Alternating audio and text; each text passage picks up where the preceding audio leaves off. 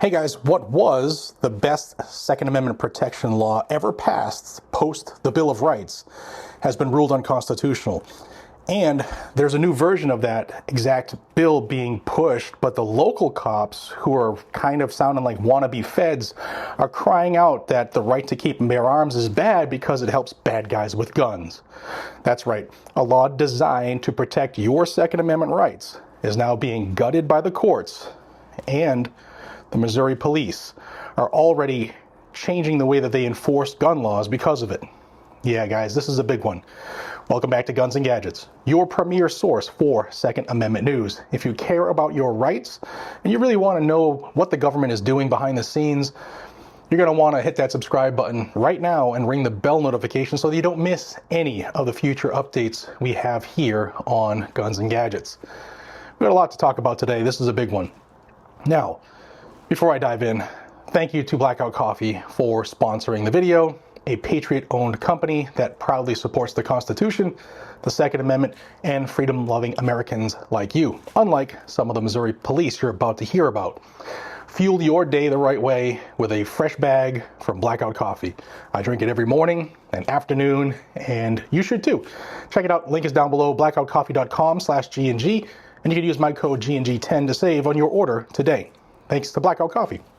Now, today we're talking about Missouri's Second Amendment Preservation Act. Yeah, you've heard it before, but there's a new version, and it's a law that drew national attention for its bold stance against federal gun control. The state of Missouri basically said, if it's unconstitutional, we're not enforcing it. But now, a federal appeals court just struck down key parts of that Missouri law, and the law enforcement agencies are scrambling to adjust. Now, the fight is far from over, but the battleground just got a little bit messier. We'll see if the Supreme Court does anything. But let's break down what the law was, what the courts just did, and what this means for your gun rights, especially if you live in Missouri or if your state is following suit, because some other states are pushing SAPA laws.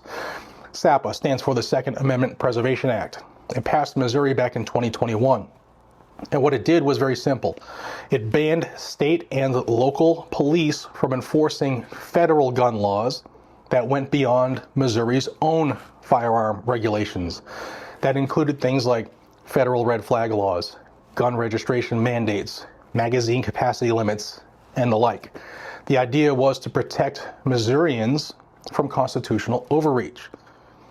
And some people didn't like that. SAPA also allowed citizens to sue law enforcement officials if they helped enforce federal gun laws that violated Missouri's constitutional protections.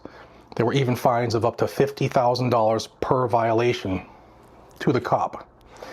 Now, at the time, the supporters of the bill called it the boldest pro-Second Amendment law in the country, and I did that as well.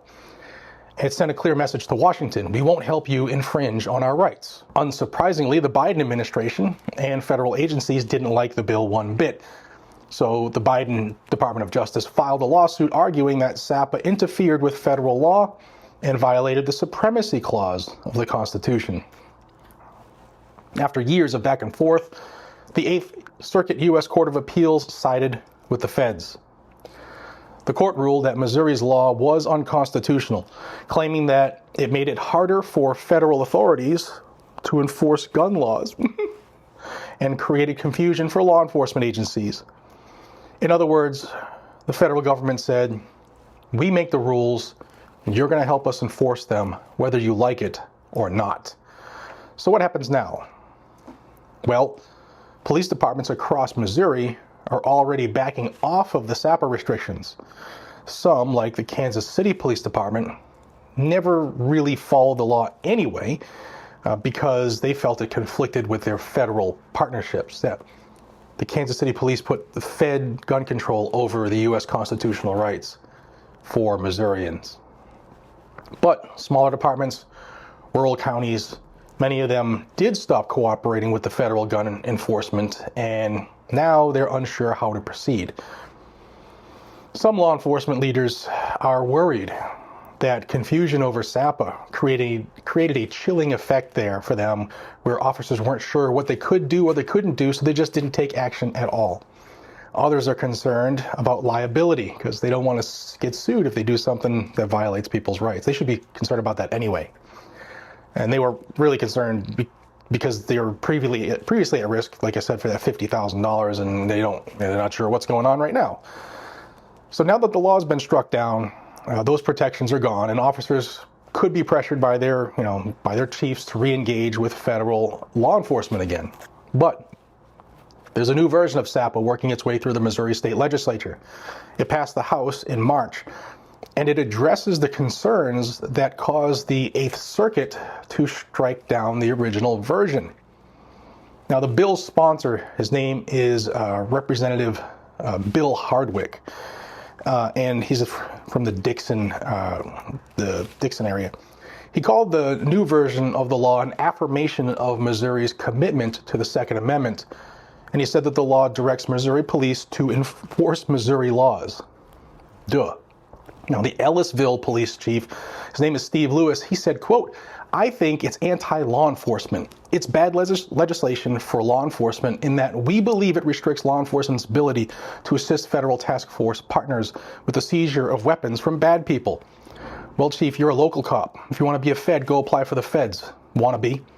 Now, Lewis is the vice president of the Missouri Law Enforcement Legislative Coalition, an organization of police chiefs, prosecutors, and other law enforcement officials from Missouri. And he makes them all sound like they want to be Feds, like they want to be ATF agents so bad. Well, go join them. On April 14th, representatives from police departments across the state testified against the proposed law. That included some from Branson PD, Rolla, Versailles, Columbia, and others. Now, if you're a gun owner in Missouri or in any other state watching this, this is why this matters. SAPA was never about nullifying federal law. The feds could still do it. It was just about withholding state resources from being used to enforce laws that Missouri considered unconstitutional. That's Federalism 101. But the court is now saying that states don't have that kind of discretion, at least not when it comes to federal gun laws. State rights only when the feds agree with it. Now, this sets a dangerous precedent. If this ruling holds up, it could discourage other states from passing similar protections and encourage the feds to push harder with gun enforcement, knowing the courts have their back. Now, friend of the channel and my buddy, Andrew Bailey, who's the Attorney General of Missouri and should be the U.S. Attorney General, he loves when I say that, he's vowed to fight the ruling. He's calling it an attack on state sovereignty and gun rights. He's also said that the Biden administration was just trying to bully Missouri into becoming an arm of the federal government. Now, AG Bailey is currently reviewing options for the appeal to the Supreme Court. We'll see what happens because they originally refused to take it up the first time it went there. Now, meanwhile, pro-2A lawmakers are considering new legislation, like I said, here now in the state Senate, where the SAPA version is different. It's just the latest chapter in a much bigger battle. Who decides how gun laws are enforced? Washington, D.C., or your local or state government? I say every gun law is an infringement. Where do you stand? Let me know in the comments. Now, if you live in Missouri or any other state, you need to pay attention because what happens here could very well set the tone nationwide. If you're new here, make sure you subscribe to Guns and Gadgets because this is exactly the kind of critical information you won't get from the mainstream media. So hit the subscribe button, give the video a thumbs up, and share it with someone who needs to hear it. Again, a big thank you to Blackout Coffee for supporting today's video. Every time you support them, you support us and the fight to defend your rights. Grab a bag of Gun Owners of America, Second Amendment Foundation, or Firearms Policy Coalition products, and we give $2 for every one of those right back to those agencies to help sue the government. Links down below. Now, the bottom line, guys, here is Missouri tried to stand up for the Second Amendment. How dare they? And now the courts are trying to knock it down. But patriots won't back down that easily. Stay informed, stay prepared, and as always, be safe, stay vigilant, and carry a gun to keep you, your friends, your family, your community safe, because evil can look you eye to eye in a second. There's not a cop or a state legislator who will ever be there right when you need them. Take care, y'all.